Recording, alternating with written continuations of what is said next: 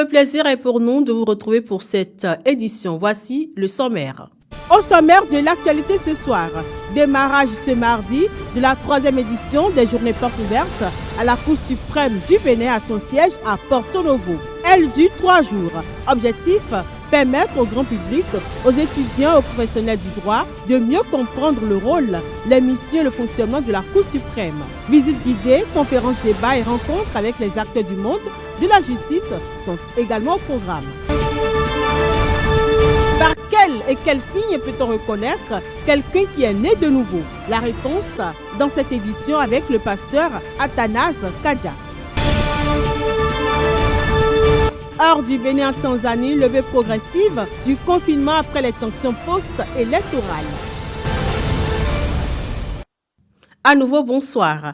La 3e édition des Journées Portes Ouvertes a démarré ce mardi au siège de la Cour suprême à Porto Novo. Elle prend fin jeudi prochain. Selon le communiqué signé par le président Victor Daciadossou, ce sera 3 jours exceptionnels pour découvrir l'univers de la plus haute juridiction de l'État en matière administrative et judiciaire, mais également l'occasion de comprendre son rôle, ses attributions, ses missions, ses compétences et le travail quotidien de ceux qui l'animent.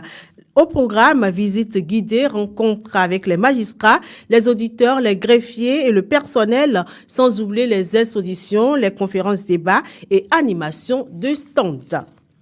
L'INIAM occupe aujourd'hui une place de choix dans la gastronomie béninoise pour valoriser les saveurs d'ici et transmettre un savoir-faire ancestral. Valérie Baguidi a choisi d'en faire le cœur de sa cuisine. Elle nous parle de mets à base d'INIAM.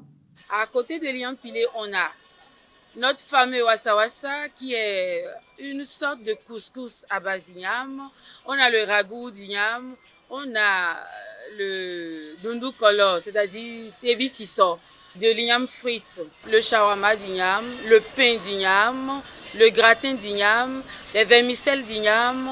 On a une kyrielle, on a beaucoup de plats qu'on peut faire. Tout ce que la pomme de terre peut nous aider à faire, je peux remplacer la pomme de terre par de l'igname, donc de l'igname sauté également. Donc ça fait partie des plats qu'on peut adapter à notre réalité chez nous.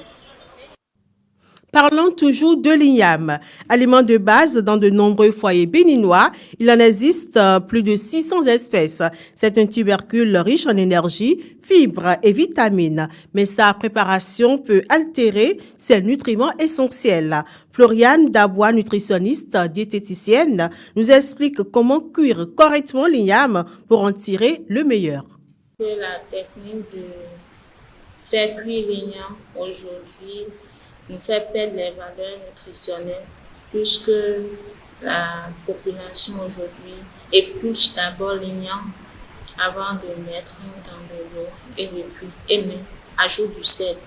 L'idéal serait de ne pas éplucher, de bien laver l'igname, de les mettre dans l'eau, une petite quantité d'eau et de cuire.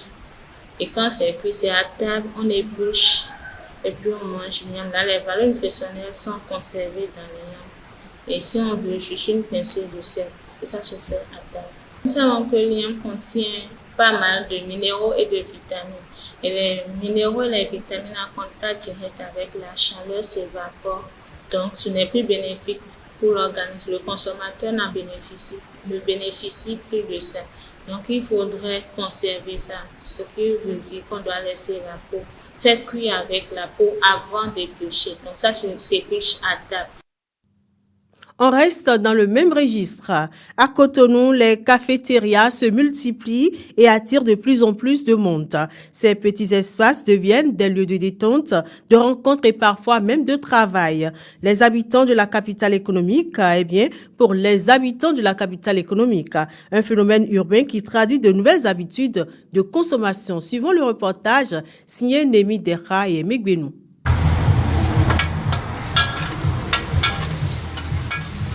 À Cotonou, les cafétérias deviennent de plus en plus présentes dans les quartiers. Ces espaces souvent simples mais accueillants attirent chaque jour des clients de divers horizons. Dans la matinée comme en fin de journée, certains viennent pour prendre leur petit déjeuner. D'autres préfèrent y passer quelques instants pour discuter entre amis ou collègues. Des fois, Ni beto fo zanzan des fois et tous les jours nous de da wigbe o e no jurume. Mais ni aton abo ko cafétéria o e na ya oblo café na we. Abi spaiti we azon e no ya oblo na me e kanu nyon e do ke e no blo mo no nyon non. Ndi zon en nyon na cafétéria yo abo adunne. Ni ko vai so de bu wa fi o na ya mo no du na du bona mo ya mo de we me. De no blog mo no me no jecheji. E we so mo no fonte we bona wa fi. Cafétéria là c'est un peu abordable plus que t'asseoir et manger, aller manger à la maison là. Ça là quand tu es préoccupé là, tu prends ça et tu vas encore au boulot. Très vite, c'est rentable et c'est moins cher. Pour les gérants, l'objectif est clair, offrir un lieu convivial à sa clientèle, mais aussi propose des mets variés. Ici, on prépare spaghetti, même pas du tout spaghetti seul. Il y a aussi coquillettes, indomie et les petits pois. Si le manger n'est pas bien préparé, nous ne sommes pas là. Donc cela est très important. Et c'est à nous qui a droit de faire ça pour que les clients puissent venir pour manger et bien satisfaire. Sans prétention, les cafétérias s'imposent désormais comme des points de rencontre à Cotonou. C'est un mode de vie qui reflète une génération en quête de liberté, d'expression et de convivialité. On change de sujet. La vie de Dieu reçue par l'homme quand il naît de nouveau lui fait porter un certain nombre de fruits, car il est écrit dans 2 Corinthiens 5, verset 7. Si quelqu'un est en Christ, il est une nouvelle créature.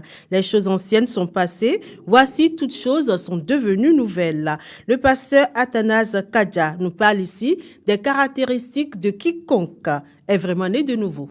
Quand nous entrons dans 2 Corinthiens chapitre 5 verset 17, la Bible a dit, si quelqu'un est en Christ, il est une nouvelle créature, les choses anciennes sont passées, voici toutes choses sont devenues nouvelles. Donc, si quelqu'un est vraiment enfant de Dieu, né de nouveau, les choses anciennes dans sa vie doivent passer. Adultère, fornication, mensonge, vol, ainsi de suite. Tout ce que nous avons passé comme péché, ça doit quitter. Maintenant, comme le Saint-Esprit vient maintenant dans son cœur, le Saint-Esprit vient maintenant avec le fruit du Saint-Esprit. Nous avons l'amour, la joie, la paix, ainsi de suite. Voilà ce qui caractérise la vie de quelqu'un qui est né de nouveau. Il est une nouvelle créature, les choses anciennes sont passées dans sa vie, toutes choses sont devenues nouvelles. Je voulais dire au pasteur, quand les gens viennent à l'église, préoccupez-vous premièrement de leur nouvelle naissance. Rassurez-vous que tous ceux qui viennent dans votre église sont nés de nouveau. Parce que c'est ça la chose importante et c'est ça que Dieu va récompenser au dernier jour. Donc, il faut mettre l'accent sur ça. Les autres choses vont venir après. Une fois que la personne est née de nouveau, les autres choses vont venir après. Donc, et toi aussi, qui vas dans une église, est-ce que tu peux répondre à ces 3 questions? Où, quand et comment? Où est-ce que tu es né de nouveau? Quand est-ce que tu es né de nouveau? Comment tu es né de nouveau? Tu dois répondre à ces questions. Traversons à présent les frontières béninoises. La politique et la région sont au cœur de l'actualité internationale au Nigeria, au Gabon et en Tanzanie ce mardi 4 novembre 2025. Le Monde en bref, c'est une compilation de Félicité Bouton. Au Nigeria, la Constitution garantit la liberté religieuse et interdit toute persécution, a affirmé ce mardi 4 novembre 2025 le ministre des Affaires étrangères, Youssouf Tuger. Sa déclaration intervient après les menaces d'intervention militaire formulées par le président américain Donald Trump pour protéger les chrétiens au Nigeria. Notre constitution montre qu'aucune persécution religieuse ne peut être soutenue par les autorités fédérales, régionales ou locales, a-t-il rappelé lors d'un déplacement en Allemagne. Au Gabon, après les élections législatives du 27 octobre dernier, le président Brice Clotaire Oligui Nguema a ordonné lundi 3 novembre à tous ses ministres élus députés de démissionner. Cette décision fait application de l'article 73 de la Constitution qui stipule que les fonctions de membres du gouvernement sont incompatibles avec l'exercice d'un mandat parlementaire. Le ministre en charge de la réforme des institutions, François Ndong Obiang, a annoncé cette mesure dans une déclaration officielle. Dans le passé, Les ministres élus députés n'étaient pas contraints de quitter le gouvernement, ce qui rend cette décision particulièrement surprenante. À Dar es Salaam, la capitale économique de la Tanzanie, la vie reprend progressivement après les élections présidentielles et législatives de mercredi. De longues files se sont formées devant les stations-service rouvertes et l'accès à Internet est partiellement rétabli. La présence des forces de sécurité reste marquée et quelques bus, mototaxis et tuk-tuk ont recommencé à circuler. Les autorités avaient imposé un confinement et bloqué Internet pendant 5 jours suite aux manifestations violentes du jour du scrutin réprimées par les forces de l'ordre. Mesdames, Messieurs, c'est tout pour cette édition. Merci pour votre attention renouvelée. N'oubliez pas de vous abonner, de nous suivre également sur Facebook, TikTok, YouTube, Instagram et Insta. Très belle suite de soirée.